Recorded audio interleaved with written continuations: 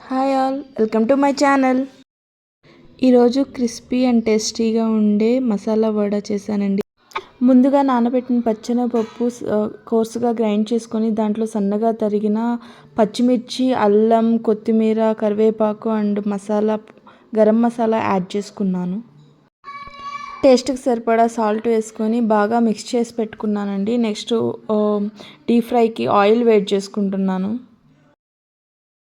Oil heat అయిన తర్వాత మిక్చర్తో చిన్న చిన్న వడలు చేసుకొని డీప్ ఫ్రై చేసుకోవాలండి. మీడియం ఫ్లేమ్లో గోల్డెన్ బ్రౌన్ కలర్ వచ్చేంత వరకు ఫ్రై చేస్తున్నాను. ఇలా గోల్డెన్ బ్రౌన్ కలర్ వచ్చేంత వరకు వేయించుకొని తీసేసుకుంటే మన వేడి వేడి crispy masala vada ready. Evening snacks కింద చాలా బాగుంటాయండి. Try it once, and if you like the video please subscribe to my channel and do like the video please.